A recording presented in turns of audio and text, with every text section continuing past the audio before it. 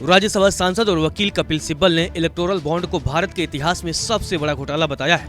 उन्होंने कहा कि मतदाता को ये पता होना चाहिए कि पार्टियों को फंडिंग कौन कर रहा है। एक इंटरव्यू में कपिल सिब्बल ने कहा कि चुनाव आयोग और आरबीआई के विरोध के बावजूद ये योजना लागू की गई। कपिल सिब्बल ने कहा कि इलेक्टोरल बॉन्ड योजना सत्तारूढ़ पार्टी को वित्त पोषित करने के लिए लागू की गई, जिससे वह देश की सबसे अमीर पार्टी बन गई।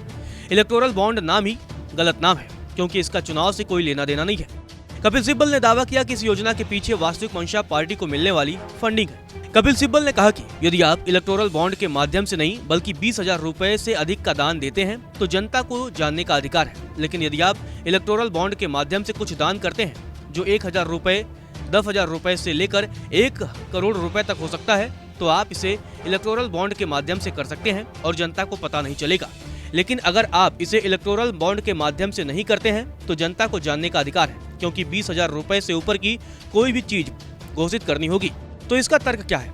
भाजपा जानती है कि यह सारा पैसा उनके पास आएगा, इसी तरह वे इस देश में चुनाव को नियंत्रित कर रहे हैं। राज्यसभा सांसद ने इलेक्टोरल बॉन्ड योजना को लोकतंत्र और चुनावी प्रणाली में तोड़फोड़ करार देते हुए कहा कि यह लोकतंत्र का मूल है कि मुझे पता होना चाहिए किसे और किसके द्वारा वित्त पोषित किया जा रहा है, जिससे मैं पता लगा सकूं कि बदले में क्या होता है। याद रखें, यह भी कानून है जो अपराधी को बचाता है, क्योंकि अगर आप दान देने वाले व्यक्ति का नाम नहीं बताएंगे तो आपको पता नहीं चलेगा कि उसे क्या उपकार मिला है। कानून के तहत यदि आप किसी लोक सेवक को लाभ पहुंचाने के लिए पैसे देते हैं तो आप पर भ्रष्टाचार निवारण अधिनियम के तहत मुकदमा चलाया जा सकता है।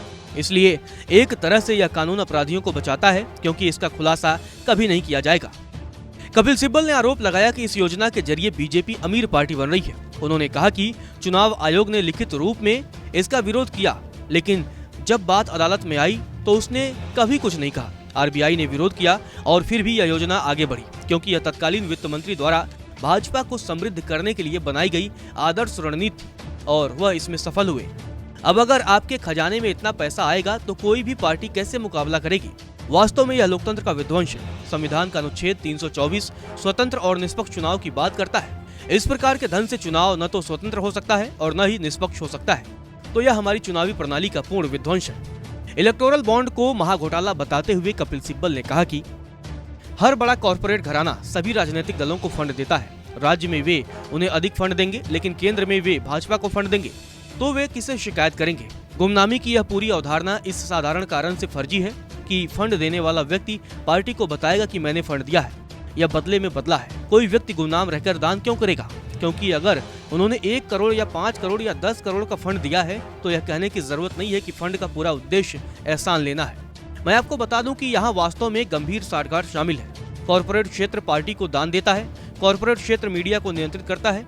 सभी बड़े कॉर्पोरेट घरानों के पास अपने मुख्य धारा के मीडिया चैनल हैं, इसीलिए वे पार्टी को दान देते हैं और पार्टी विज्ञापन देती है उन चैनलों को और उस माध्यम से पैसा भेजा जाता है।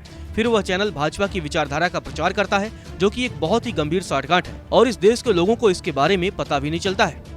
गौरतलब है कि 2 नवंबर को सुप्रीम कोर्ट ने अज्ञात इलेक्टोरल बॉन्ड योजना का मार्ग प्रशस्त करने वाले वित्त अधिनियम 2017 द्वारा पेश किए गए संशोधनों को चुनौती देने वाली याचिकाओं के समूह में अपना फैसला सुरक्षित रख लिया।